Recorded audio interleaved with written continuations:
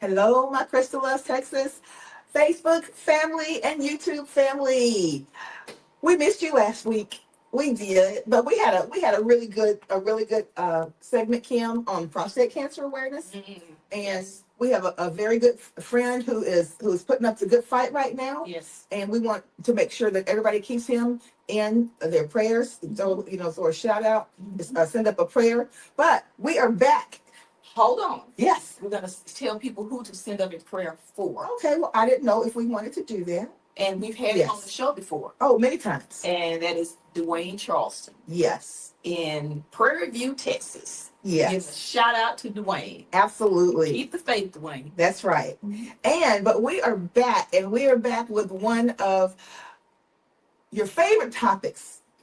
You like to see us really, really get down in the trenches and get some answers to some of your questions, because we're going to ask the questions that a lot of people won't ask, and a lot of people are scared to ask, and a lot of people don't know how to get the answers or where to go to get the answers. But in saying that, we have got my new friend, and by way of John Branch, shout out John. Hey, John Branch. Okay. By way of John Branch, we have got Deddrick T. Wilmer, and he is a candidate for Congressional District 9, right here out of Texas. Yeah. And he is a brave soul, a brave sort, because he's going up against an incumbent. I know the feeling, Deddrick. Yes, okay. Yes. Yes. I've been there, done that. And he feels that he's got some things that he can bring to the table. Maybe that are some novel ideas that we haven't heard about, or that we haven't considered before. And Deddrick, tell us a little bit about yourself and your background. Well, first thing, let me say this. My sister Kim, did you introduce yourself? No. Did I not? No. This is my sister Kim. Sister Kim. I know. And Sister Kim. Yes, this is my sister Kim, and when Rebecca is out, Kim is my co-host. This is not my first time with Rose. No, it's not. And Deddrick T. Wilmer, tell us about yourself. She had to bring reinforcements tonight. Yeah, had to bring family tonight. And also to Rebecca is the other coach. I'm gonna say Rebecca, safe travels. Have a great time with that. Yeah. You were supposed to be here, so That's next right, time Rebecca. I need you here. That's right. So Crystal, thank you for having me, and Kim, thank you for having me. And first, before we go forward, I had a scare with prostate. Wow. My prostate. So I just want to tell all of our viewing audience, right. All men, if you are 30 and above, or if you're younger than 30 and you have a history of prostate cancer in your family, make sure you tell your physician or provider to order a PSA test. Yes. Every time you get your physical. And if you have issues, go 6 months. Every 6 months, order the PSAs. No one's ever going to tell you. They may deny you an opportunity to get a colonoscopy, which that's another topic, but your PSAs, they would do so. Now, I'm not going to lie to you. I'm not a big fan of, the I call it the evasive way to test. Nobody is. I'm not, and trust me, I'm not. And that's what scares people. And I'm one of those. And I believe there's technology to go beyond the invasive method. That's right. So that's why I get your blood work. Go take some MRIs. That's right. And sometimes if you're gonna take that trip to Cancun and spend $4,500 on the trip, that's right. Invest that $4,500 in a full body MRI scan. Yes, that's so I'm one of those, and I know that's another topic, another given day. So that's one of the reasons why I'm running for Congress. Yeah. My name is Deddrick Wilmer, as you might know. I'm the congressional candidate as a Republican nominee who's challenging Al Green in the upcoming 2026 midterm elections. Right. We're at a pivotal time. Is that we're in a time that we have to not just focus on D's and R's, but focus on building relationships. This is why our political climate is what it is right now today. Right. Ladies, is that it's got to a point that people are afraid to talk to the other side, and the other side afraid to talk to the other side is because they're going to lose cool points with donors. Yeah. And as well as support on social media. Yeah. Okay. Yeah. And, President Obama talked about this, and even Pope John Paul, when he was the presiding Pope, said that the media will be the demise of this great nation And President Obama said if the 24-hour news cycle is going to destroy our electorate because it's going to brainwash them to pick a side. And if you remember, I know you get hot right I now. got something to say. No, I'm not hot. But let me say this, Deddrick. Mhm. Kim also. I'm from Houston. Kim is from Houston. I know you're from Louisiana, Deddrick, but you've been here for a minute. 24 years. Okay. Mhm. Do you remember a time when you didn't even know your neighbor's political party? You didn't Because know? it wasn't important. It wasn't important. Yes, yes. And now we have a climate whereby it's absolutely a way that people ostracize themselves from each other legitimately. They elect to do this. And I'm like, wait a minute, it did not used to be like that, which makes me know that it doesn't have to be like that. Well, I'm gonna tell you why. So what had happened, Texas went from, I use Louisiana example, our neighboring state. Mhm. Our neighboring state, majority of their elections are nonpartisan. Most of our local elections, like I sit on a Harris County Mud District, Municipal Utility District 248, we're nonpartisan. Right. Even our city council is nonpartisan. Exactly. Yeah. So, but only time it becomes partisan when you get to state and Yes, federal. that's right. You'll say so, Correct. but in Louisiana, there's no primaries. So when there's no primaries, everybody run, Yeah. and the top two will be two Republicans, be two Democrats, be two whatever, and they go off for the I runoff. like that. And that's where, but we hopefully we get there. But we just came from straight ticket voting. Yeah. Mhm. Yeah. So what is that? We went Yeah. from straight ticket to so people now is like, but the national scope is say you need to pick a side. Right. It's either you MAGA Yeah. or you for progressive left, Yeah. true liberal. Right. But you remember the independents a couple years ago? Yeah. Oh They yeah. don't exist anymore, huh? Oh, they're still around. But Yeah. but do you hear the media talk about that anymore? Not Not- now. yeah. Not in an election year. They never did. Not- Not an election year. That election Yeah. year. You remember the blue collar workers It's almost like it's and the the lunch pail guys? Yeah, Tea Party. You were the Tea Party. Yeah. What happened? Yeah. So They got absorbed. So you got absorbed. Mm-hmm. So what has happened now? If you're a Republican, you have to be MAGA. And Or if you're you're labeled- Democrat, you're labeled you're MAGA, labeled. And then if you're a Democrat, then you have to be the far left. Yeah. So you Yeah. have to. So it became this identity politics, everyone.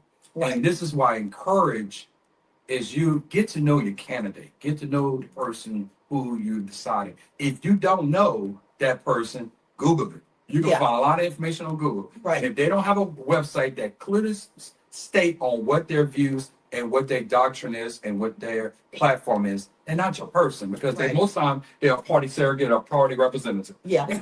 Yeah. And that's why there's no difference in change in your neighborhood. And that's what's happening in the 9th district. He's been in office since the Bush administration. Okay. And I'm talking about Bush's son. Yeah. Say Bush Yeah. daddy, Bush's son. Too. Yeah. And so on W. Right. And then so, but what has happened is only 5 bills that he have authored and wrote and went through the whole legislative process and signed by the president, guys.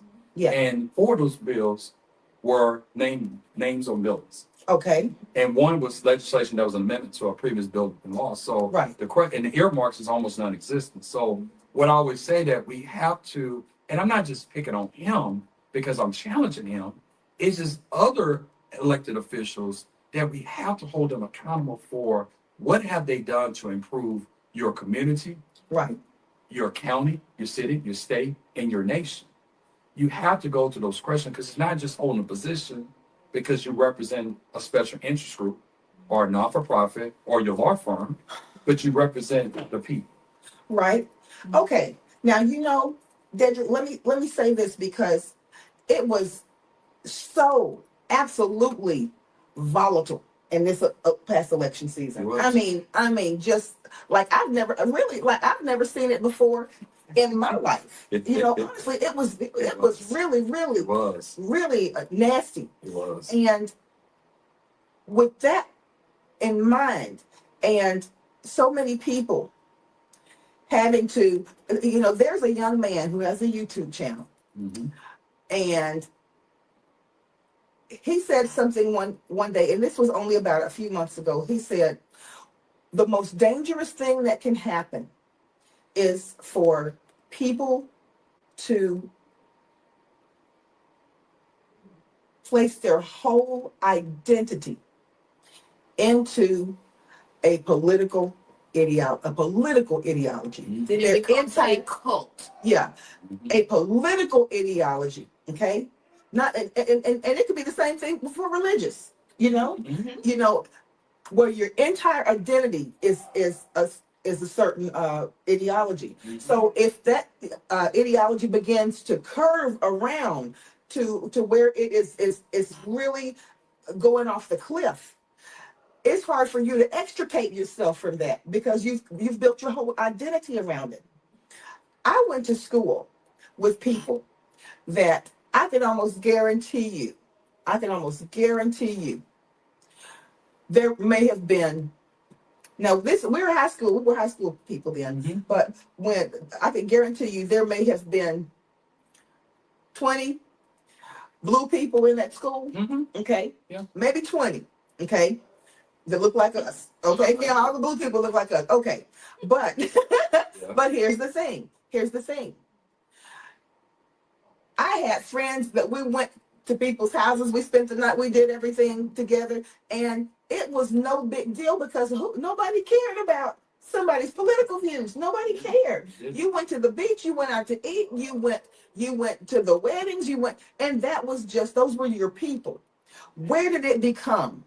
So it's almost like people are discouraged to embrace people of different beliefs. Yeah. And that's something that has been a seed that has been intentionally planted. You think? What do you think? I'm gonna be honest with you. You have two types of folks. You have the electorate, Yeah. and then you have the general population. Right. Okay. So I give an example in the ninth district. Correct? So there's 745 to 750,000 for each congressional district. Okay? Right.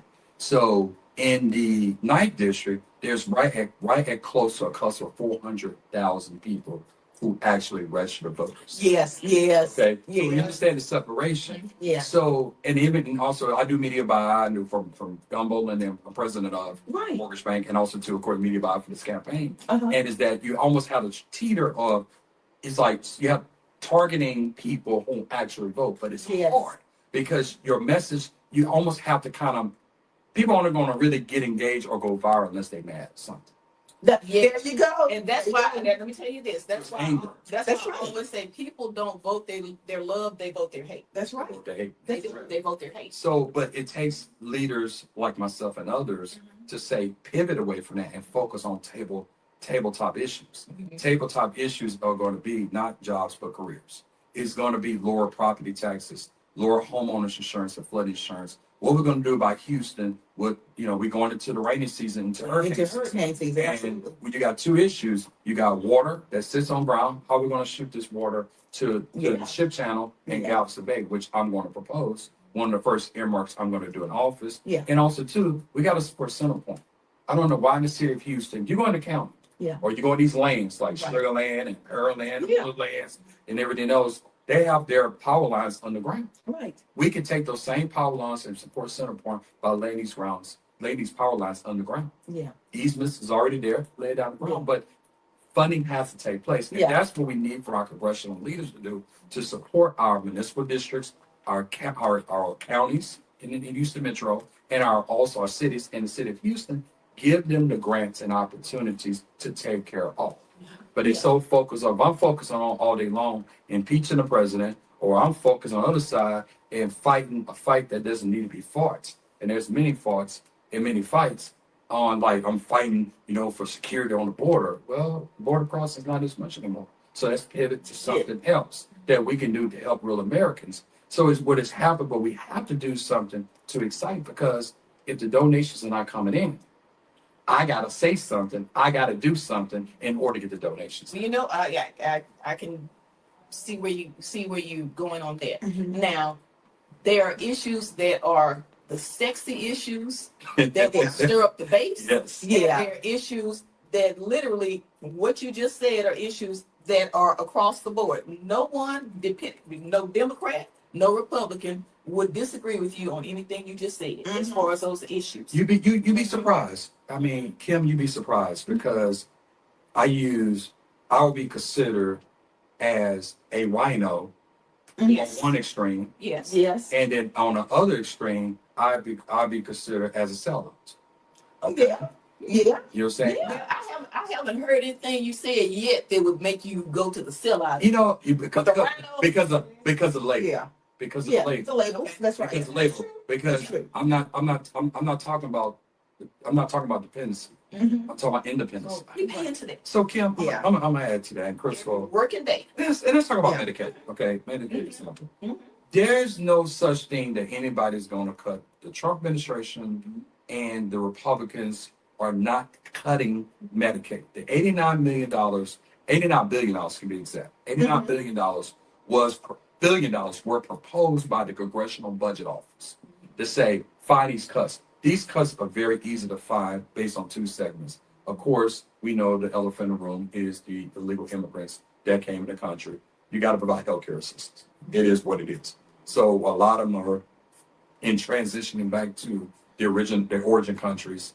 And then the second part is accessibility of reimbursement rates through the providers. Mm-hmm. That's right. It has nothing to do with the individual patients, because individual patients is necessary, because if not, then we have a serious issue. You got to have rural hospitals.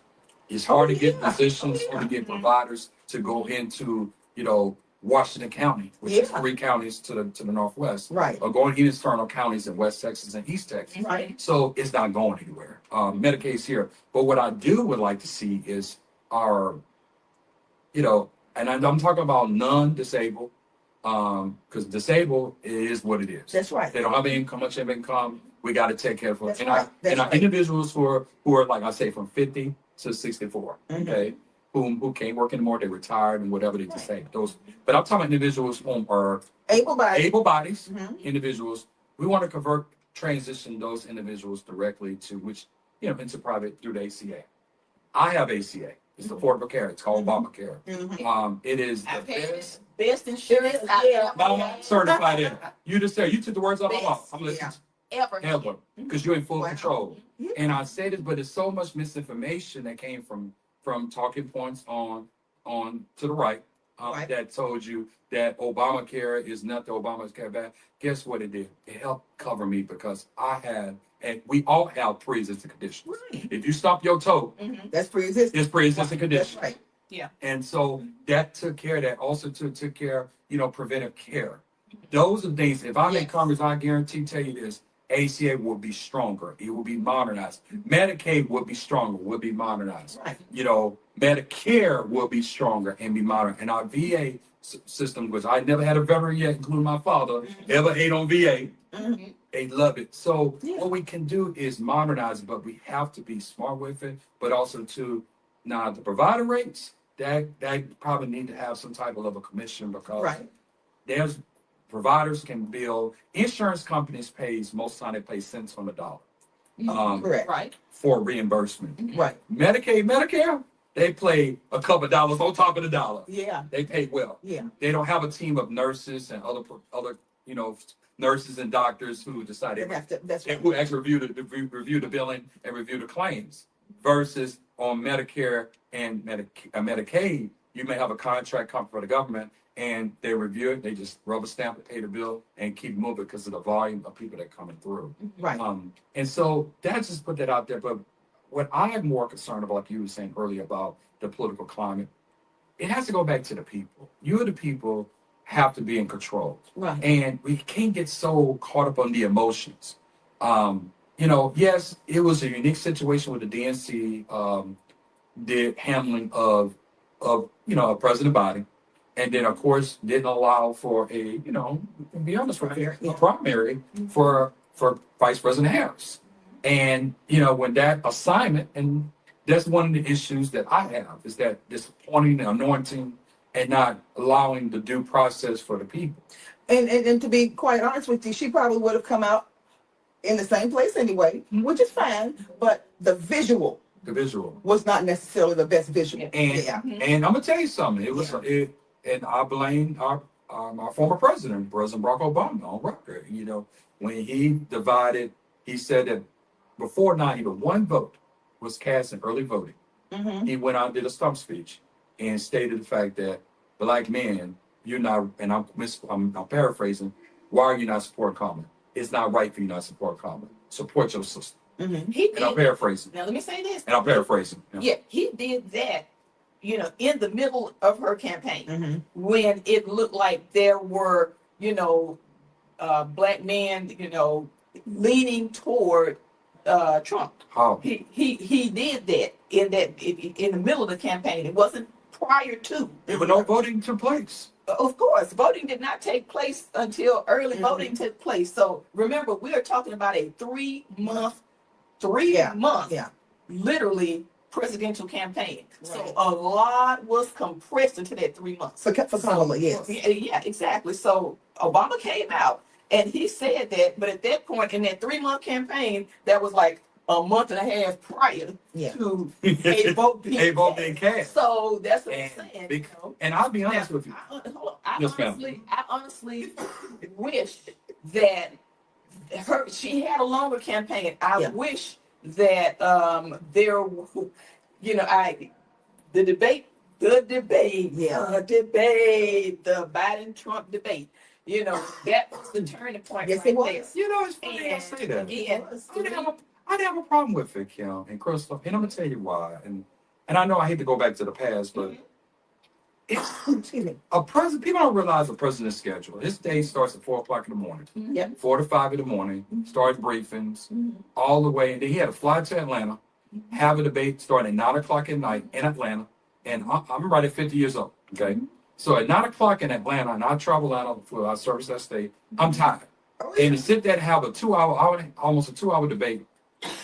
And I'm having a sinus infection in the middle of July, because having a debate in July didn't make any sense to me. And you're over 80.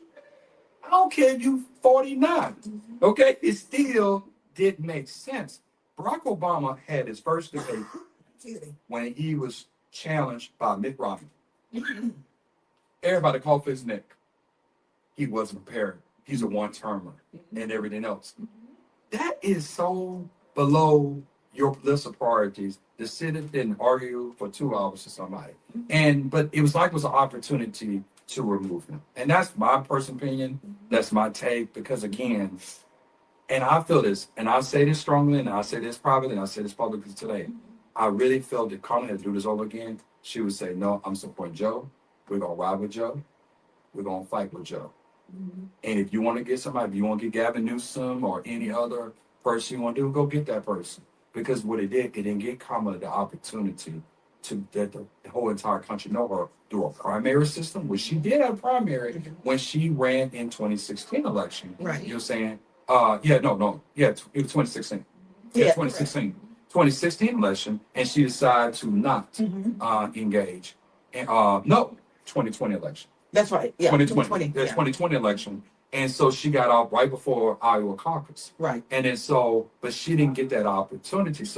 But people didn't get to know her. Didn't get to know her. So she'd have probably had a better position for 28, but I think she should have stood her ground and say, no, I'm good. Go get somebody you want. And then I'm going to go ahead and primary that person. If they win or they don't win, I just jump it back into 28 and been fine. And so I just really feel that there's a lot of things that could have done different. But like I shared with you, is the original question is, the political identity is becoming from because people are somewhat politically illiterate. Oh, absolutely politically illiterate. So it's easy for me to attach to one side.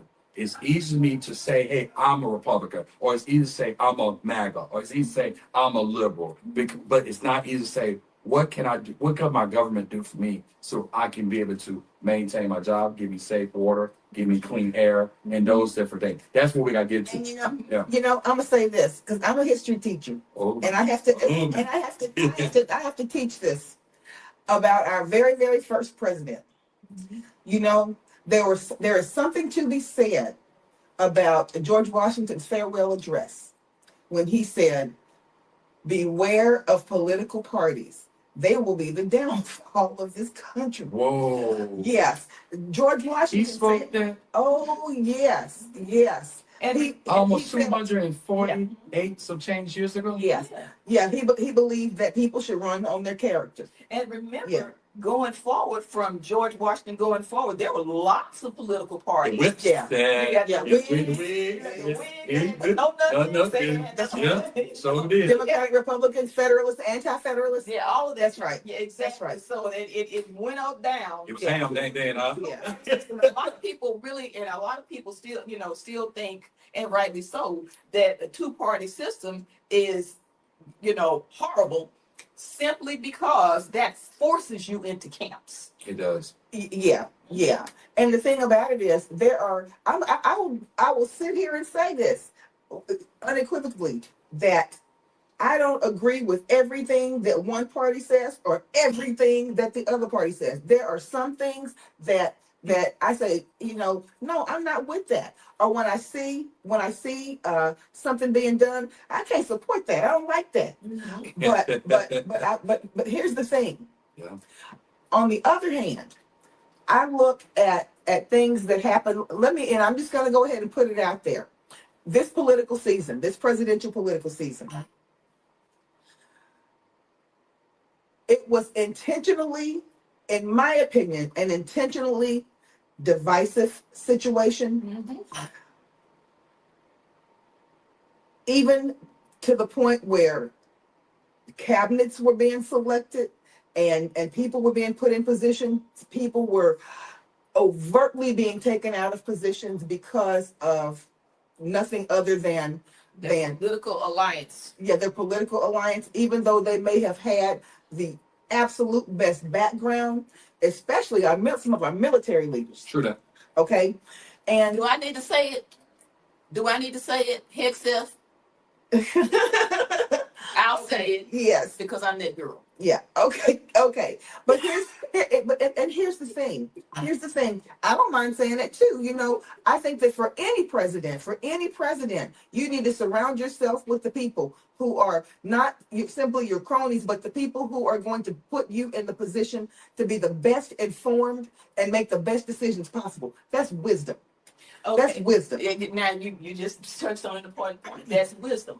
And if wisdom is not there, then at that point, you rely on cronyism, you rely on narcissism, you rely on people who are going to and things begin to fall apart around you. But the thing about it is, but when you are making those decisions and it only affects you, it doesn't matter. But when it begins to affect a country, I'm going to talk about cronyism, and I want you to chime in on this because the entire Republican Party it caught the whipping on this. Elon Musk. Well, it caught the whipping on that. Let's talk about. I'm gonna go before I go to Elon Musk. I don't know these guys. On Elon, before I go to Elon, I know that I knew he was gonna bring that up. On Elon, but I'm gonna go to Elon. Okay. And it even got to the point. It got to the point where it was an embarrassment for the president. Okay. So what has happened? I run a mortgage bank. So I'm a non-depository. I run a non-depository bank. Okay. So we don't collect deposits. We just lend. Okay. So I'm regulated by 6 government agencies in 4 states. Okay. And so that means that I've always had people that ask me about my books. Right. They want it personal, professional. That's right. They see that as long as we close, everything is scrutinized. Yes. And in the federal government, you have the inspector general, okay, in the federal government level. So what has happened, those was created to find, government waste. Mm-hmm. But what the deal was, Elon is coming in from an opportunity to find what is efficient like he does for his companies. And it's a horse of a different color. But but I understand that. But what has happened, it wasn't, and I'm speaking on me. Right. It wasn't the intent of trying to find a seek to destroy, right? See what the word, seek to destroy. It was an opportunity to say, hey, I'm going to run my methodology on how it's been done. But the optics of it, what happened was never been president done in the first 100 days of administration. Administration trying to first you got to get confirmed. Yeah. You got to get settled down. Yeah. And because the government always going to function, regardless who's the president, is from the undersecretaries all the way down to the GS. That's what makes it go. That's right. That's right. You got the executive, you got the secretaries, undersecretaries, ESs, executive series down to the GS. Right. 1. Okay. So the government going to function. So the dynamic of it is the fact that it was the way it kind of went wrong wasn't presented fashionably well to the American people. It had to do all over again, and there was no end game. And that could be argued. That could be from it could all be going down to the White House itself. It could go down to, of course, Elon Musk. It just wasn't presented well. Well, here's the thing. They had to do it over again. Well, Yeah. here's the thing, Deddrick, and this Honestly, this is what I believe. You cannot always operate. You have some things that do operate in a vacuum of sorts. You cannot run a household like you would run a school. Right. You cannot run a hospital like you would run a gym. Entities with different functions are built to function differently, and they need different things to be able to be efficient. So, yes, you can say, if I completely eradicate that agency, then I'm going to say, let me put it in the perspective of HISD. Okay, Let's go. my old workplace. When that administration came in for HISD, the current one, the first thing that happened was that everyone in the human resources department was let go except for 4 people. Okay, now you have a human resources department of about 35, 40. So when you have people who need to be onboarded, when you have people that are needing to come in and talk about their retirement, they're getting ready to retire. When you have people, new teachers and contracts, we had a situation where for weeks and weeks and weeks, no one could even answer the phone. Yes, you save money, but what in turn was affected in such a negative way that it's almost hard to come back from. But I'm gonna tell you, Crystal. You know who I blame? I blame the board members. I'm gonna break it down to you. As a congressman, I'm gonna take it about me. I'm gonna say, if I was the current congressman of the Congressional District, right, I would have had a conversation with Susan Miles. She's the chief of staff of the White House, and I would say, Susan, explain to me what is the end game, right? Okay, and number 2, what is the real methodology of this? You know what I'm saying? And number 3, is that okay, and how is it going to affect, which departments? If it's from like in Houston, we have a lot of government agencies here, and that's absolutely. So I want to find out how it's going to affect the Houston delegation, right? Regardless if it's myself, if it's Lizzie Fletcher, if it's Wesley Hunt, if it's Dan Crenshaw, Martin Luttrell, you know what I'm saying, or Sylvan Gonzalez. If it was her, how it's going to affect everyone? Because I don't care about the partisanship thing. Yeah. Because we all want. That's right. And so once I get that information, then I can be able to communicate to my folks. Okay, we're going through this process. This is the end game. It's going to take us third quarter 2025, and the dust should settle. Right. But everything's going to be okay because I have the relationships with these agencies and with the White House to let them know we had it. No one did that. Okay, so let me jump in right here. And I go back to HISD. And you know what? And it sounds like that would have been a wonderful way to do it because you have some sense. Okay, now here's the difference. Like a lot of people do. Here's the difference. Yeah. The whole Elon Musk thing, it was a man who came out with arbitrary. chainsaw. Yeah. Okay. Wait even a chainsaw. Not only were they not the greatest, they were the beginning of the end. And they were insulting to people. They were insulting to people, and they were not only insulting, but when you have someone who says, "Oh, there'll be some temporary pain," you're looking at a billionaire who doesn't seem to care at all about somebody who is not in that billionaire status. You have somebody with glee who is going on to social media and trolling people about losing their jobs. You have people who are coming in, the Doge boys, who are coming in and literally going without any sort of security clearance, going into agencies, going into computer systems, and literally doing what we would arrest people for and put them in jail for if it were not the special department of the president, you have that. The optics are bad, but the methodology Was worse. That's right, and that's what I go. And I know, and I know Susan Wiles probably. mhm, I know her blood pressure went up 1,000. mhm. And I know the rest of the administration blood pressure went high because again the optics. Because we all know things that happens in decency and order. Okay, and like I said again, if I cannot tell the executive branch what my job is to hold that entire branch accountable. There are 3 equal branches of government. Right. And so my responsibility, hey guys, okay, I know it's cute what y'all doing, but just let me know what's not. I can't save other 400 other 34 districts, Right. but I can make sure the 9th district is taken care of to make sure how it affect my district. And that's one of the things that I think the president coming out the election, he was still hottest fish grease from losing the previous election 2020. for 2020. And also too, you made an earlier point about the previous the cabinet.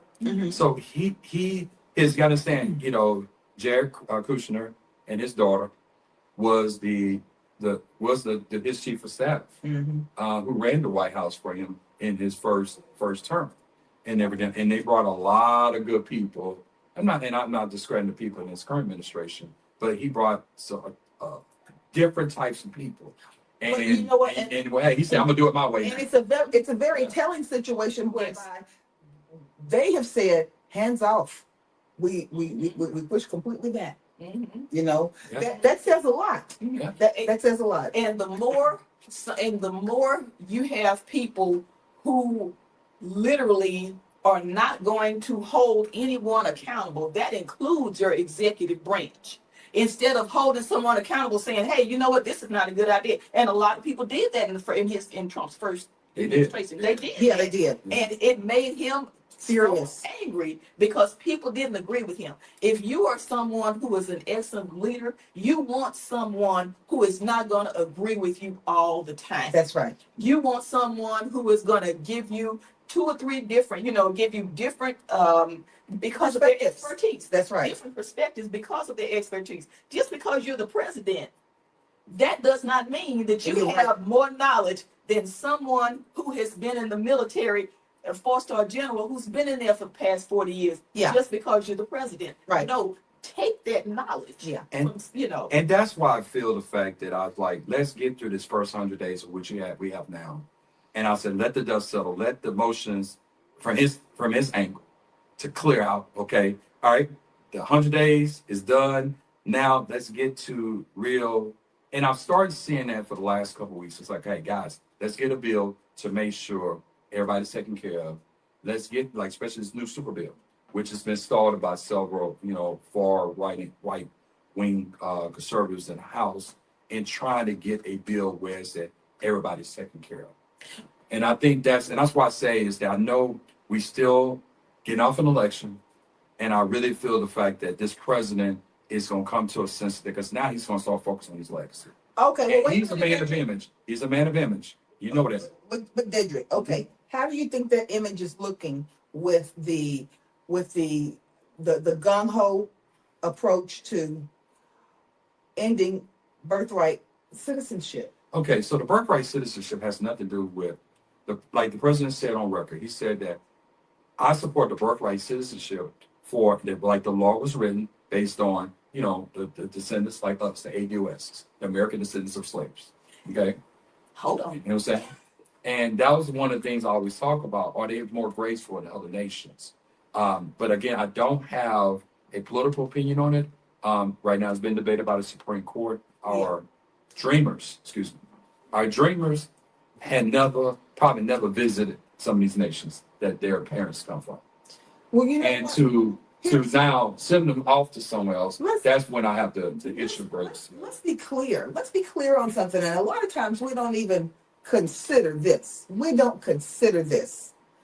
When the people came over on the Mayflower, when the people came over here, coming from England and setting up the 13 colonies, as they were coming and getting off the boat and setting up those colonies along the eastern seaboard, nobody was applying for citizenship. They were just coming. Right. Okay, and let's just be clear. 100%. Okay, so we have to take a look at this and see when the changes began to, when was it set forth that now we have to register and apply and be approved? As many people that could get off of the boat were coming, and they were just here and they were having kids. Do we start sending back those descendants of the original founding fathers and the descendants of the people who came into the 13th colony? Of slaves. I mean, I understand that, but I'm not going to go that far. Kim and Crystal, I just think that this nation had to be set. The infrastructure had to be set. Like any government, you run businesses.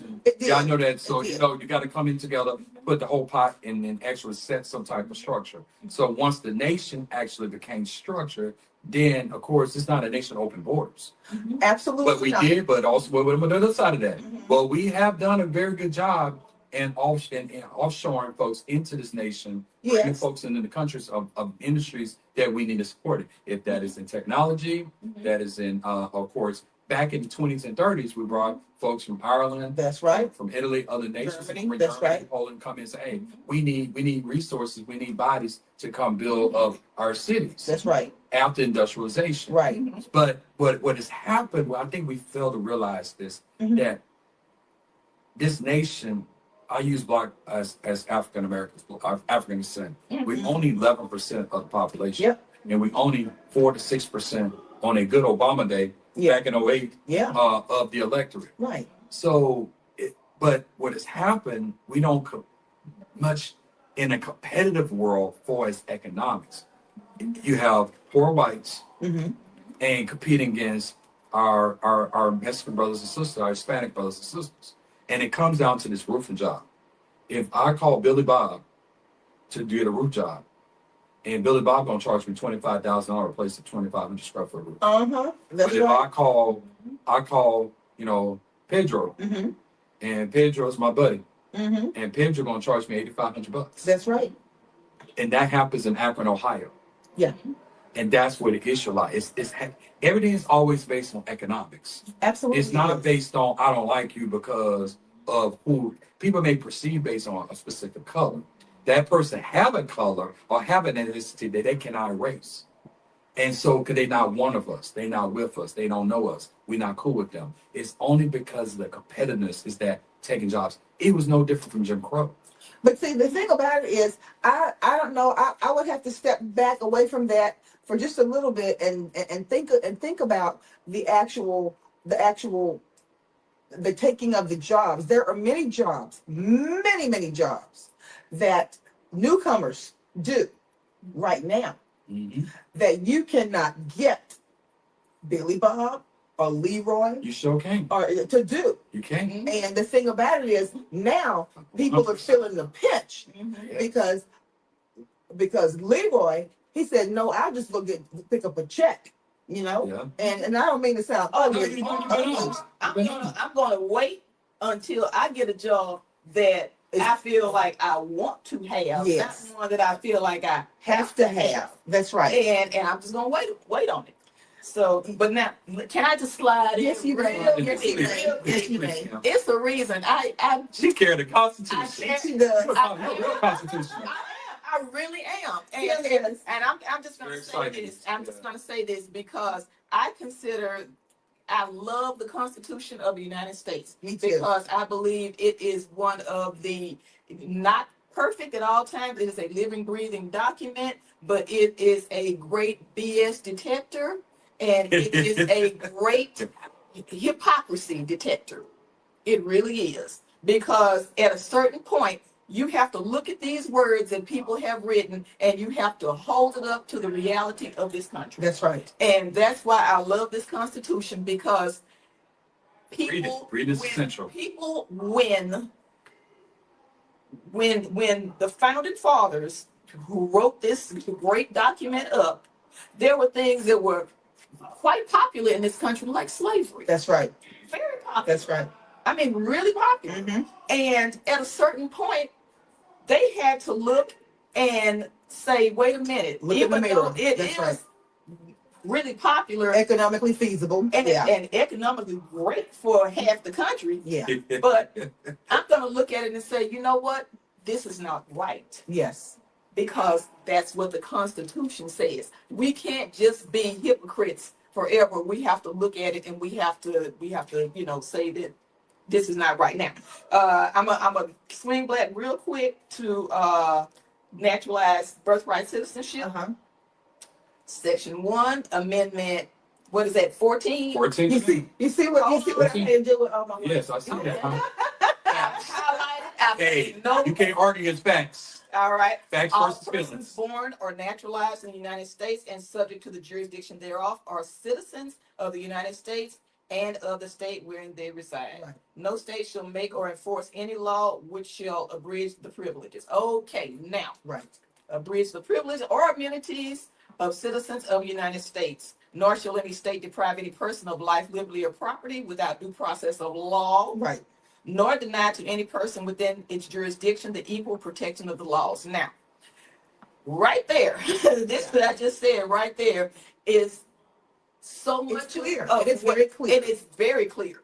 It's so clear that in the Supreme Court in these last few days, it was so clear that they were the justices were basically allowing this administration's attorneys to dig themselves into a giant constitutional hole. Right. Okay, but and that's what I'm saying. A lot of people, and again, reading is fundamental. A lot of people think the Constitution says certain things. Well, people who are, if they're not citizens, they're not, they don't have any due process. Oh, yes. Or if their parents were not born here, they shouldn't be birthright citizens. And go back to your Constitution. And Kim, but what made this complicated over the last, I mean, let's go back into the 30s, the 20s and 30s, but let's even go back from the 80s.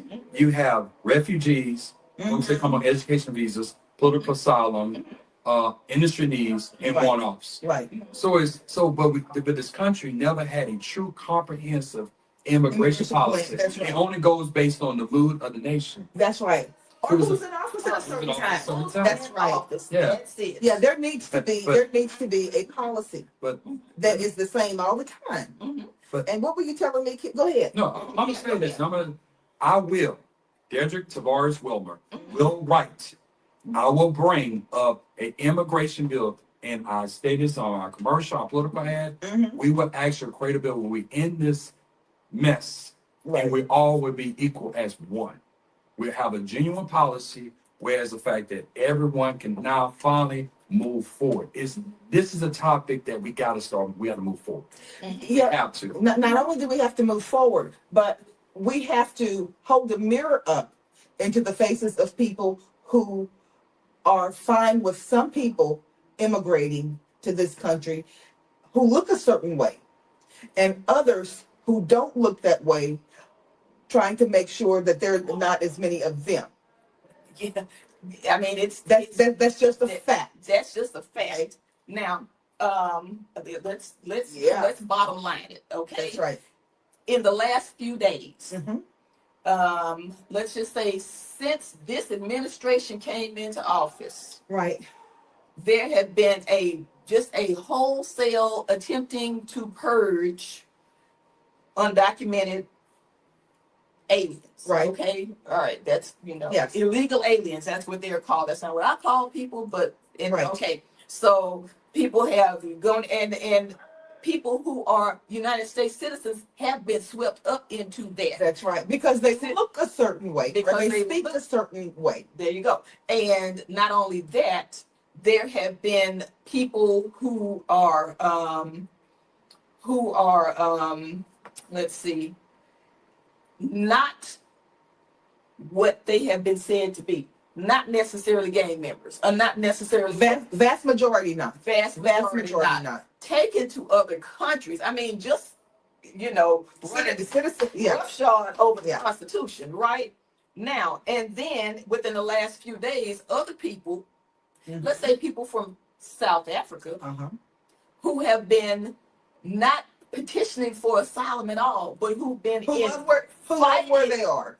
who did, yeah, they were like, hey, we're okay where we are because we own, We're doing well. we own We're 3/4 of the land. We're good. Right. But people who have been literally invited in to jump over all the lines of people who would apply, who would need to apply. Yeah. Are not allowed to apply. Yeah, not allowed to apply. Or if they do apply, it might take them 20 years to become citizens. And then you have people who are invited in, and they're going to take, you know, a very short time to become citizens. Yeah. Now, it could be said the same thing about when Biden was in office with people who were genuinely, legitimately fleeing persecution. Right. Legitimately. Yes. And those people were allowed to come in and have a fast track to citizenship if they had family here and this and that, and they could be, you know, sponsored, all that kind of thing. Right. Now, those people were actually,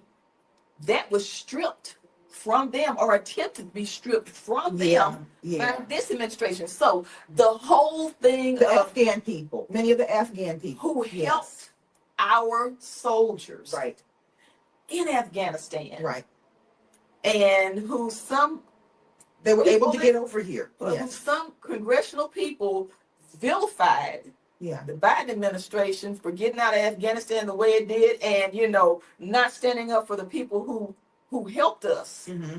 But then they'll turn around and support sending those people right back.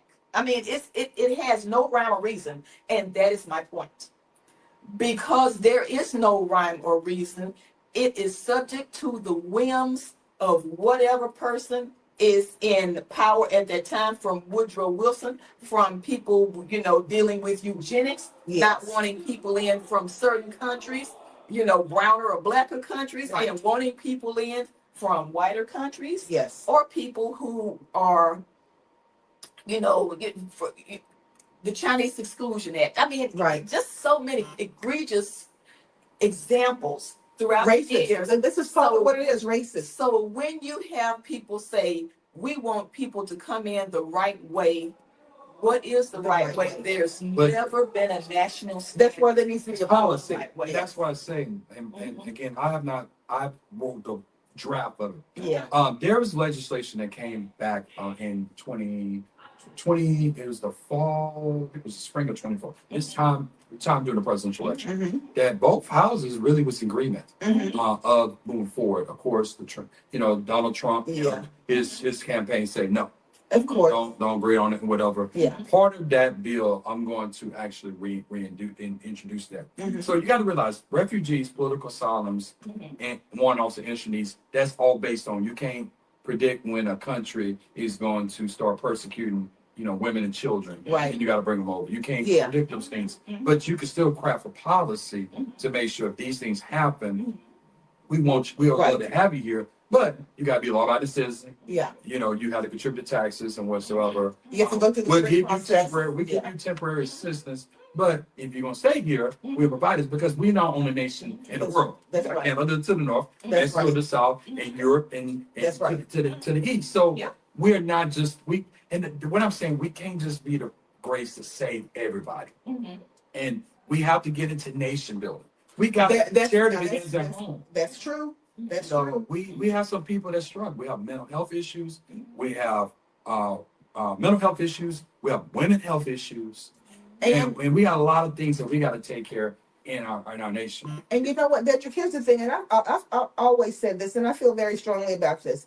People do not leave a country that is prosperous, where they are doing well, where they feel safe, where they feel valued, where they are able to make a living for themselves and families. People don't leave countries like that. That's okay? right. So if we are going to put dollars and cents towards walls and all kinds of other things in order to keep people out, what would happen if we, especially our allies, help people to build their infrastructure, help people to create a country where they feel like it's going to be a place where they want to raise their children, where they don't have to be afraid to step outside the door because the drug situation is so bad, where they can be able to have a job that's going to be able to, Yes. you know, people do not leave a place where they are doing well and where they are safe and where they feel valued. That just doesn't happen.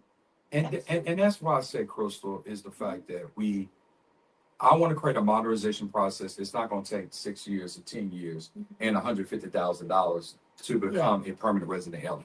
So the process is you get a visa, you have a time step on that visa, you get into a non-perm status, then you get to a perm status, and then you become naturalized. That's the Congress job. That's not the court's job. Yeah. The referees should not be making decisions. You got 435 members of Congress, ladies. Yes. You got 100 members in the Senate. So it doesn't take almost 600 people to make a hard decision. Right. Everybody's not going to get everything they want in the negotiation process. Yeah. But we got to be adults. We got to use some common sense. And we Yeah. got to know what we talk about. Everybody on that doggone committee, on both committees that handle immigration, need to be knowledgeable people from different walks of life that know what they're doing and talking about to get this out, and not trying to use it for political score points so they can get elected 2 years down the road. Right. And I think this, people talk fatigue. I'm having immigration fatigue now. This has to come to an end, and because again, this nation was a nation of immigrants. Absolutely. Always have and always will be. That's right. And I look at if and this is why one of the proposals that I may get a lot of pushback on. I believe in states' rights. I believe in it, but I believe in federal oversight. Okay. States' rights in terms of what? Break that down. I'm gonna break that down. Okay. So states' rights, these are the 50 United States and territories. Okay. So every state has their way of doing things, but you have oversight, which is the federal government. Okay. So you can have state specific. There are certain laws that states are more stringent than the federal government. Now it can be challenged in the court system, and if it's supported or if it's in your state constitution, it's fine. The federal government can't tell Texas what to do in certain things. It's because of the fact that it's been tried in the courts. Okay. So in the immigration part, and you got to look at your Rust Belt states. That's from Pennsylvania to the east, all the way down to, of course, your Michigan to the west. I even can slip into your Illinois. That's your true Midwest states. Okay. Those are union-based jobs. If you ain't working for the union, if you're not supported by the union, you don't have a union card, you're not getting that job. And that's where they protect the employee rights. But you're looking, and those states are not right to work states. In Texas, this is the right to work state. Yes. Okay. So since it's a right to work state, is the fact that you got to take your butt back to work. You can strike, but that's not going to protect you in your job in Texas. So, and then we can fire you at calls without any call at will. At will. And so, but what has happened is the state of Texas is flexible by having this type of an immigrant in our state, in the state of Texas, because we're more immigrant friendly. But if the state of Iowa is not, then we can't force Iowa to accept these individuals because they don't want them, because it's going to, number one, alter their workforce. Because everything goes back to economics. Economics and aid. I'm going to break it down. So almost close to 40% of most states' budget is Medicaid. Yeah, I believe it. And the other part of that pie is education. Yeah. So almost 66% of the Texas state budget goes to Medicaid and education. That's over half of the budget. Okay. And what's left after the 34% is whatever else in between. Right. So the point I'm making is the fact that is a lot of money is going to pay for immigrants to Medicaid. Right. And that's why a lot of states say, why do we need to cover? We got enough people got to cover this. It is already. Right. Everything goes back to economics and jobs. So if the state of Iowa do not want these individuals, why do the United States, the federal government, has to force them? They have laws to be protected. But if they're not forced there, they don't want them there, why should they be there? No different from Texas. If Texas is more relaxed, ladies, if Texas is more relaxed and have an immigrant, the state of Florida is, why do we have to force the other states? Oh, well, wait. And this is where we get some level of compromisation on this. But see, here's the thing. Because their representatives are the ones that push it back. That's a slippery slope. That's a slippery slope. But hey, okay, yes. Yeah. And let me tell you why. It's a slippery slope. You know, and I'm a federalist. Yeah. Okay, meaning that I believe in a strong national government. Okay, because you can have, when you have these dissidents who so we need to secede from the union and all this, all these kind of things. People who are of a different religion, or people who look a certain way, or just like 2 years ago, what was up for vote in the state house, not letting people who were from other countries buy land in Texas. What the heck, that could easily slide down the slope of people who are African American, or people who are transgender people, or people who we're talking about we're talking about the classification of visas. If you're a refugee, education, political asylum, industry needs, and one also. I'm talking about from immigrants who have. I'm not talking about regular traditional naturalized American citizens. But here's where that breaks down. Yes. Because that can then be used for a wide range of things to say, okay, because this is not good for our state. I didn't say that. This is it. I didn't say that. You have federal oversight. Okay. You understand? So you have federal oversight. So federal oversight is going to govern this. But if a specific state goes in the state constitution and say that they still have to accept any other political, any other visa status. That's a no-brainer. It comes down to employment, okay, and assistance. If they, for instance, meet their state laws and say we will allow these visas, like if you apply for a mortgage, if you're a Fannie Mae, Freddie Mac, HUD, VA, it's in the books already. They don't accept only certain visas are allowed to get a home mortgage. Okay, so no, it's been in the books forever.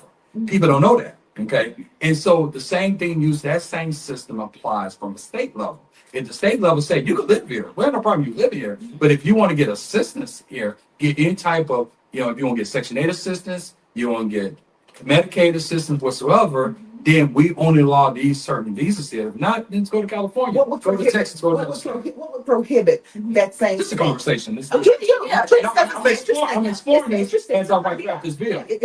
because some of these things people have never thought about before. Yeah. Okay. And let me just ask you this, because if that's the case, I understand where you're going with that, but then we would have to take that a step further and say, okay, in this instance, how would that be facilitated?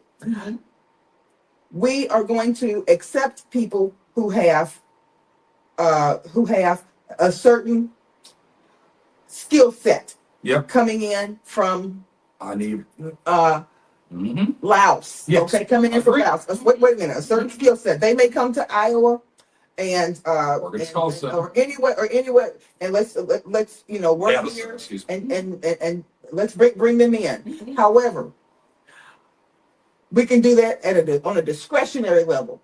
But now we have a set of immigrants coming from Haiti. They have the same skill set, but we can, on a discretionary level, say that we are not going to accept these refugees from Haiti with the same skill set as the refugees from Iowa. How can you police that? No, it's easy to police. The laws will be in the books. It's not based on you're not going to accept individuals from Lebanon because you don't like Lebanon today over the state constitution. It's all based on the visa status. So your visa status for refugees is from your H1s, all the different statuses, education, political asylum, industry needs, one-offs whatsoever. So it's going to be in the books. The federal will be federal oversight. And it's up to, again, the state legislators to make a decision on the fact that we will only accept refugees. You can't say I'm a cherry pick. I want refugees only for South Africa, but I don't want any ones from Croatia or from Ghana. Or from, I'm gonna be playing up straight up Haiti. You're not gonna cherry pick. No, that's not how it goes. It's only based on, because again, we have to respect the 50 states and its territories based on, a lot of times based on employment, because again, the Midwest, they're union strong. And the South is not union strong. Right. That's why if you go to Mississippi, if you go any chicken plant, Mississippi, you have about 90% Hispanics.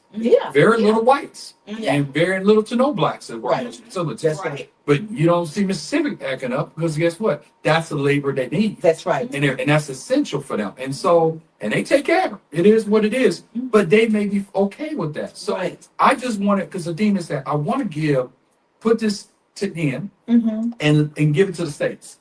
States, we're going to create the law.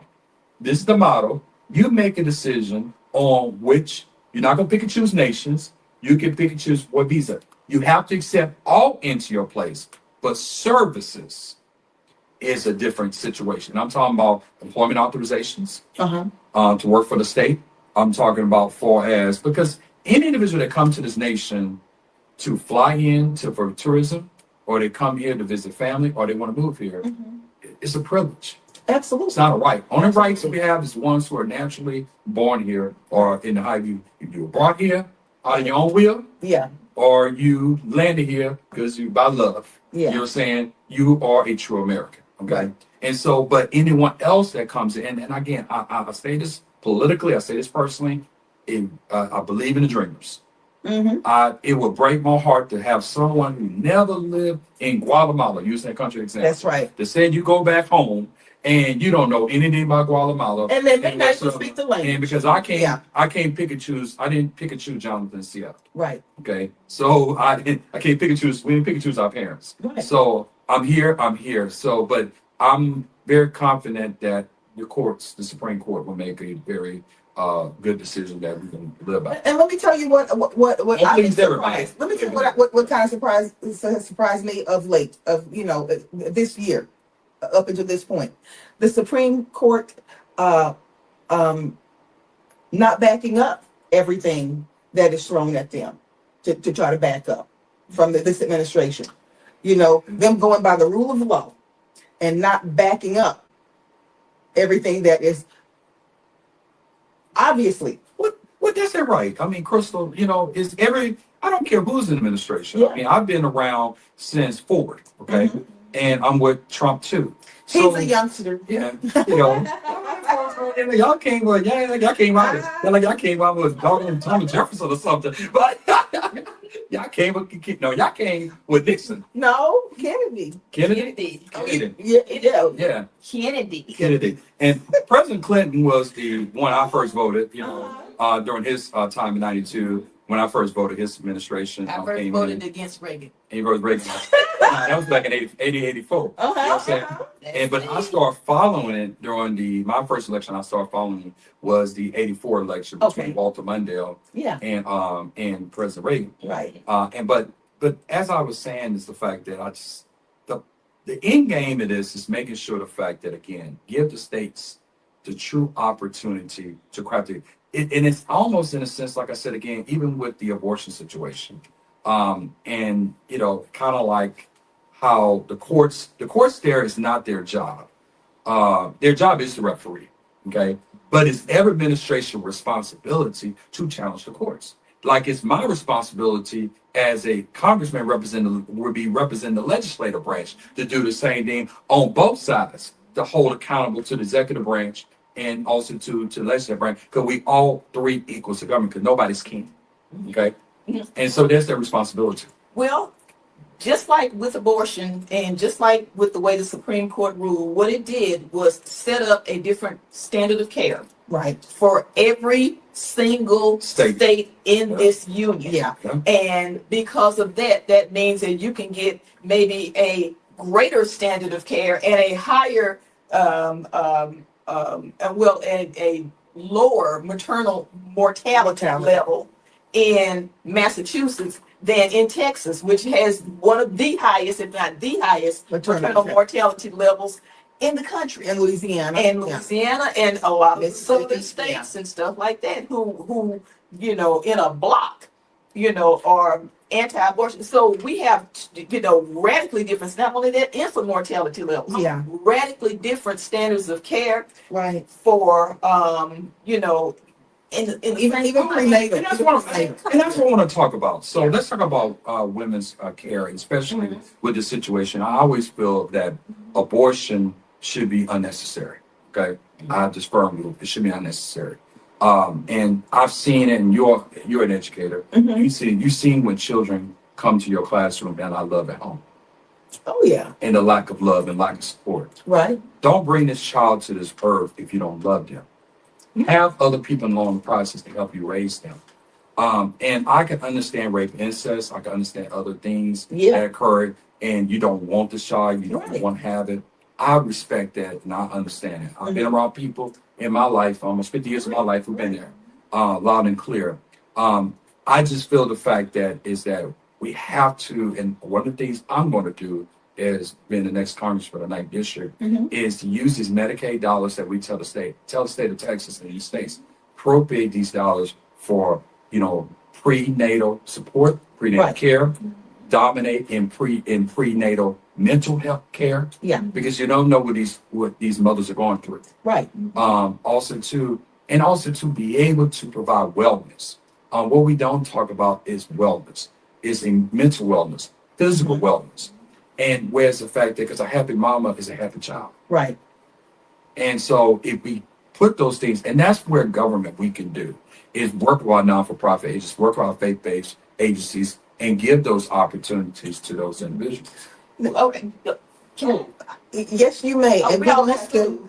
No, we're a little bit over, but that's okay. That's a good thing about having your own studio. Okay, you can go over a little bit, but here's let me throw this out there, and I'm gonna let you finish up because I know you wanted to piggyback off of what Deddrick was saying. But we also want Deddrick, and what so many people asked us to ask him about when he came on tonight, Kim.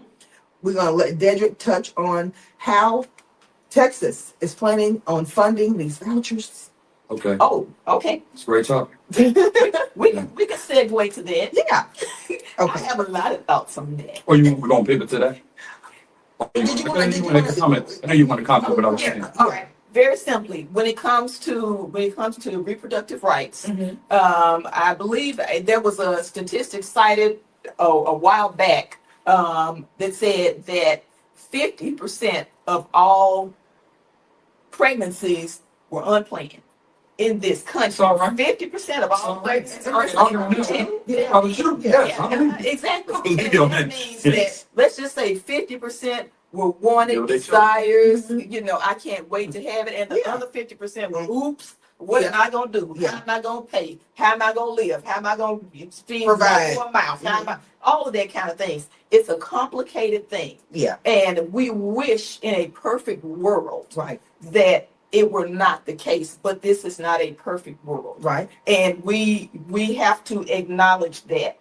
And as much as we would love, all of these children to be able to go to loving homes, we know that is not the case. Right. And that is something that has to be dealt with realistically. Yes. When we look at women's reproductive rights. Right. And not only that, the rights of the woman, not just the rights of what is in her body. Right. Because what we do not want is for women to become brood sows. Yeah. That's what we do not want. Right. And I don't think it will go in that direction, even though it seems like some people would like for it to be that way. We have to look at things very realistically. Yes. When the more educated our society becomes, yes, the more accustomed they become to the fruits of their labor. Okay, the house in the suburbs, the pool in the backyard, the 2 cars that are luxury cars, one cute SUV along with that. Okay. And being able to plan their pregnancies. Being able to plan their pregnancies, but also being able to take vacations every summer. Send the kids to private school if they It's what I'm describing here is a type of standard of living that we have set up for ourselves, that we have become very accustomed to. That does not facilitate more than a couple of children. Because and see, when people have become accustomed to that type lifestyle, how are you gonna? What do they say? How are you gonna keep them down on the farm once they've seen Perry? So when we have literally legislators trying to push the hands of time back and say, well, we need more kids. What's actually being said is we need more children that look like this than these other children. That's just that's the truth. Okay, but when you have women who are accustomed to a certain way of life because they are comfortably middle class now, they're not walking that back. That's right. And you said correct, and I'm different for party. Like I said, I'm different for party. Rape, incest, and and that's a deal killer. No. That's right. Get what you, and also too, not just rape and incest, but also too in talking pregnancies and stuff like that. That's right. It's You know, threatening yeah, one's life. and threatening anyone's life, and whether no, that's not, and regardless of party, Right. that every day. But my thing, we got to take some level of self accountability. Absolutely. And I'm not going into the moral way of premarital sex and not doing these things because again, humans gonna be humans, but we have to be responsible. That's right. Of using contraceptives, vasectomies, and other items and whatsoever. That's why I said it could be avoided. And there's so many things can be avoided. But if you do, man, if you do decide to have it, Yeah. and don't feel government is the responsibility to force you not, but if you do, love that child or give it to a family Who will love it. That's right. And That's that's when I think the conversation, and I hope it's been shifting to that mode of providing support. And this is when government, we can step in and say, we will support you. And that's why I love the Medicaid part of taking care, of expecting mothers. right. And that's one of the Yes. programs that I will make sure it stay tight and right and may enhance it. Because again, if we're going to say, make it discouraging for mothers to have abortion, we guys, government got to do our job to make sure to encourage you Yeah. to have them. Okay. Yeah. And love them, but also to support the kid after. That's the thing. That's the thing. Support the child after. Yeah. Yeah, And that give a segue into this voucher. And then, yeah, support the child. We're gonna have to have all a the way part through two. college. We're going to have a part two. Yeah, I'm not going nowhere. But we got to talk about this voucher because I want to talk about this. Does everybody want to know? Yeah. Okay, so so How are we going to fund these vouchers? That's what we want to know. first thing, that's the state legislature side. Yeah, we And want to know that. that's state legislature side. I'm a public school. If you follow me, been knowing me for a long time, I'm a public school advocate. Mm-hmm. I'm a product of public school, K to 12. Yes. My son went to K to 12. My mother was taught administrator K to 12. So education and public sector has always been part of my life. Very Not important. discrediting private schools, parochial schools, and of course charter schools. Now, I'm not the biggest fan of charter schools. Okay, I'm not, and not just publicly. No, I am not. And the only reason why is because, and I say this, is the fact that I believe that schools should have some level of competition, but at the same time too, I want to make sure that our public schools and our charter schools are under the same curriculum, Oh, that under the same yes, governance. Yes. If yes. one gonna take STAR tests, Yes. everybody take STAR tests. That's right. You're saying accreditation have to be the same. Yeah. So everything's equal, compensation is the same. So I believe in equality among all. But in relation to the voucher that the Texas legislature just passed, and of course the governor haven't signed whatsoever, I don't mind of the voucher program unless our funding doesn't compromise our funding of public schools. Right. That's number one. Number two, the fact that it should be, and I hate to go into this income-based thing because I know people who live in the lands who struggle. Yeah. And they choose to live there because they want to provide their kids a better, With what they could what they can perceive to be. or what is there, or just be away from crime. Okay. Yeah. And they could be around better environment and support system. Right. So the dynamic is the fact that I just don't feel that tax dollars, our own tax dollars, should be given to the state budget to be distributed to individual health vouchers. Now, the true school choice that I believe in, Say that again. Say that again, Deddrick. You gotta say that What you again. gonna say? Because I am sure a lot of people, you just blew people's hair back. You being a conservative. Welcome to the dark side. Oh, no. Yeah. To the dark side. All right. But the thing about it is, but Deddrick will step forward and say it. There are a lot of people who feel exactly the same way because 90% of the people, regardless of who they are, in Texas are products of public schools. But I'm gonna throw this at you, Crystal. It's the amount of, okay, so if you take all the school districts, and I'm gonna name them, HISD, South Fair ISD, Spring, Klein, Katy, Fort Bend, Galena Park, Manville, Pearland, Alding, A-Leaf, Spring Branch. I know them all, Yeah. okay? Because I broadcast them all. I support them all. Money, philanthropy, physical, everything. If you take all the employees, paraprofessionals, educators, the staff, and the companies that vendors support them, you lump them all together.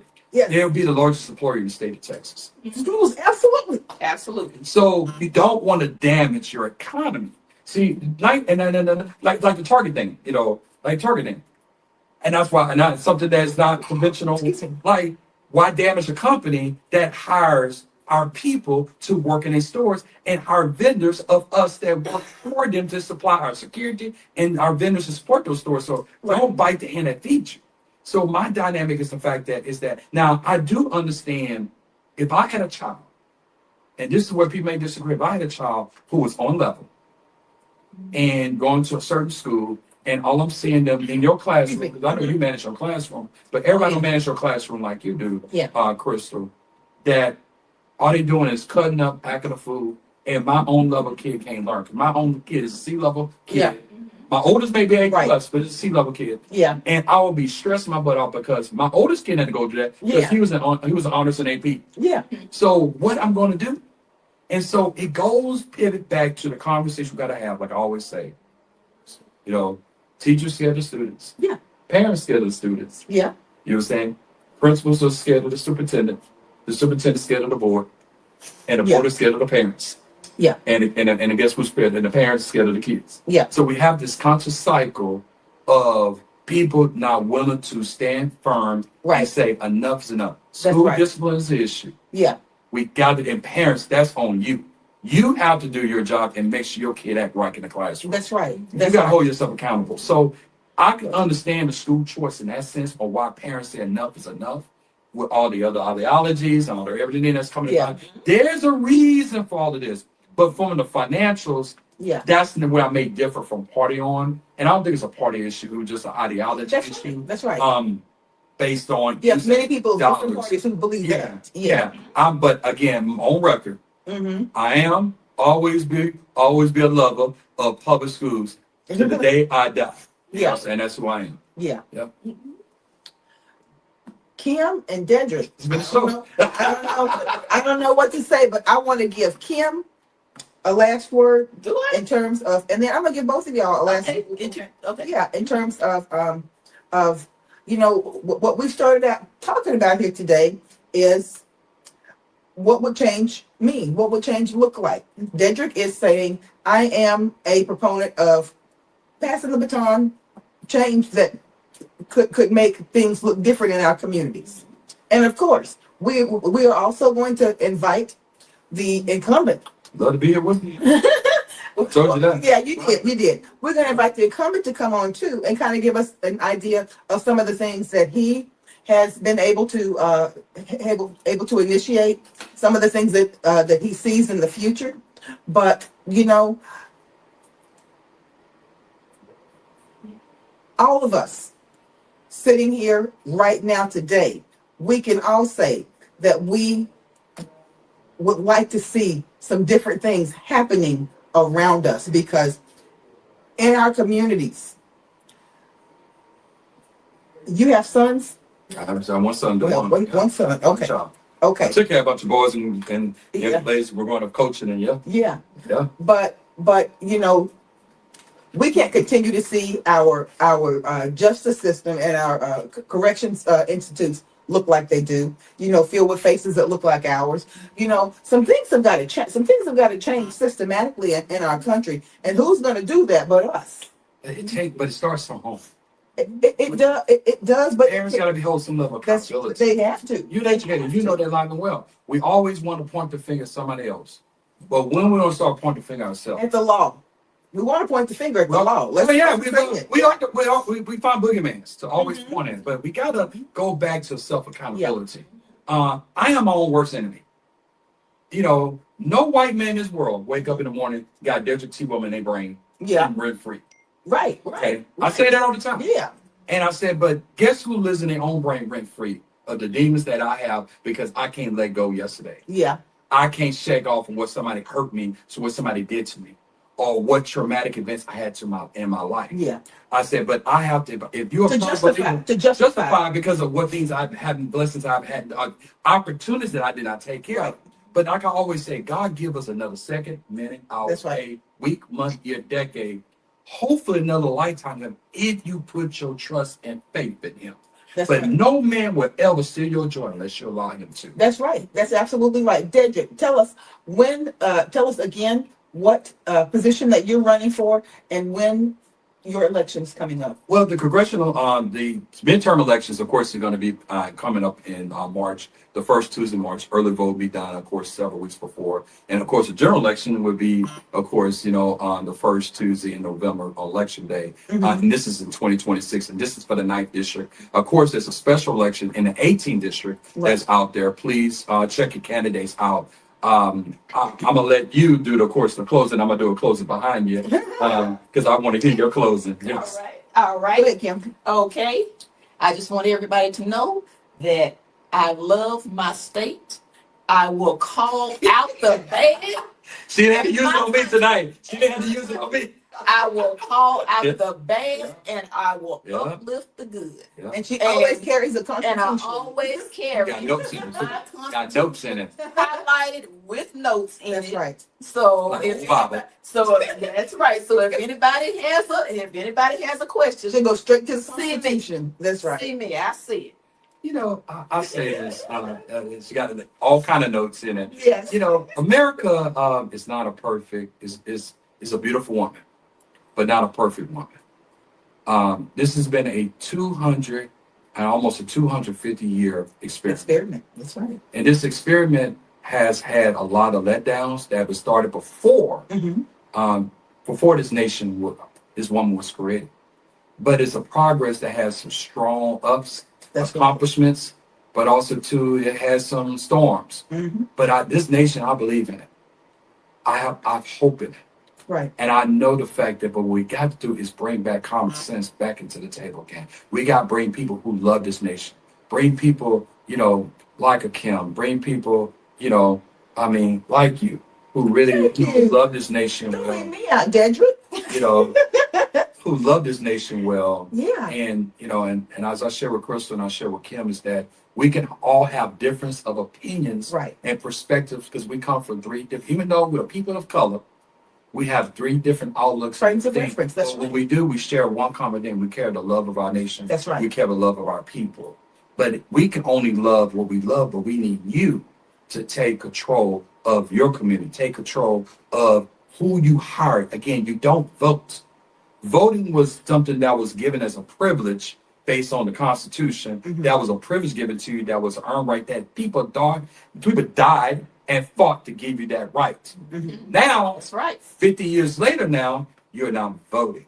Do not let any elected official, because I'm one pursuing another office, tell you that you are privileged to vote for me because I fight for you. Fight what? Fight the air? What am I doing to make your life better?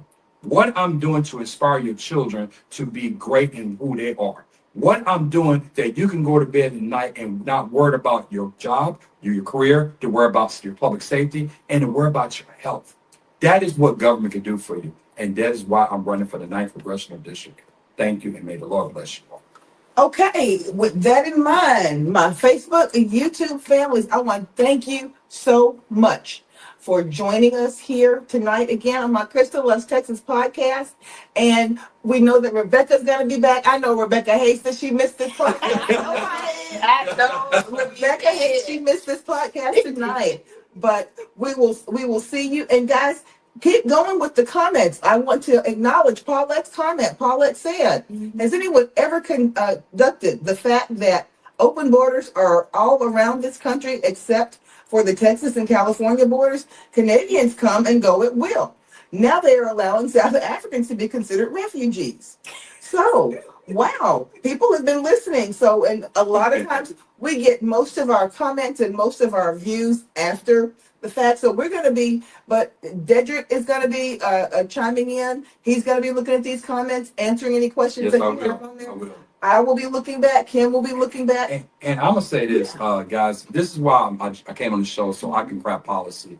I'm already claiming that I will be the next congressional member in Congress for the next Congress in 27, January 1st of 27. So this is the comments I'm looking for that I can craft policy, because it's not about me. There's no special interest telling me to do this. This is about you. And this is why I'm on these shows. This is why I'm listening to the comments. So these things are powerful. We got to listen. We like to talk, but we don't listen. That's right. And again, thank you so much for joining us. We will see you next week, and we'll get Deddrick back here before the election.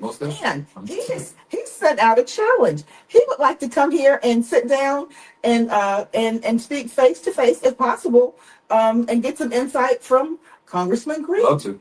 And whether or not they sit down and share insight or not, we would love for Congressman Green. It's a conversation. To come on. It's not a debate. It's a conversation. We would like for Congressman Green to come on and also share his insight on what he thinks needs to happen in the 9th District. I love the conversation. Yeah. That's how thoughts get out there. And I like old school politics in this. People knew that it was your job to sit down with the other side, regardless of who that was, and get the job done. Yeah. Not take the ball and go to your corner and cross your hands and puff up your cheeks. People knew, back in the day, people knew that they'd get the job done. And, all of this silliness and bickering is for the birds. Ladies and gentlemen, thank you so much. And Deddrick, you're going to see what we do every week in a minute. Yes. Thank you so much for joining us, and we'll see you again next week. And Kim, like we say, we can do it. See you later. Not all Republicans are the same. Not all Democrats are the same. If you wear blue, you're labeled. If you wear red, you're labeled. I'm a dad, I'm a mortgage bank president, and I'm a public servant. It's time to build real relationship across all communities and across party lines. Some of the best ideas come from honest conversations, from sitting down eye to eye with people who do not look like you and who do not think like you, but still choosing respect over rage. Opposite of my incumbent. I am a Republican. I am proud of my compassionate conservative values, but that doesn't mean I walk in lockstep with every ideal that has an R next to it. For Pearland, the Missouri City, and Sunnyside, our communities don't need division. We need a sensible immigration policy, one that honors security and humanity, so we can finally move forward as one and make Houston the AI capital of the world. I believe in fiscal responsibility. I believe in nuclear families. I believe in safe communities, and I believe in empowering people through economic opportunity, not dependency. Middle-class families cannot just survive, but truly prosper. That's why I'm running for Congress. Listen, it doesn't take 100 years to do this. It takes political courage. It takes vision. And most of all, it takes faith. Faith in our people, our future, and our ability to get this done.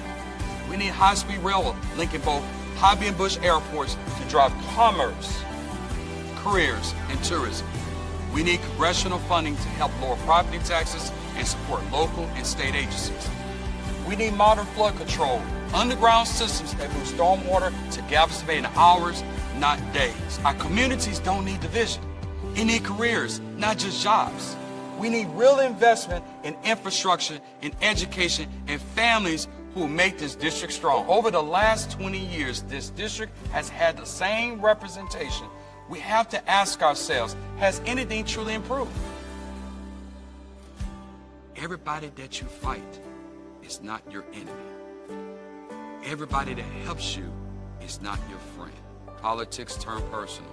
Sound bites replace solutions along with misinformation. It's about bringing a new kind of leadership to Washington. Leadership that listens.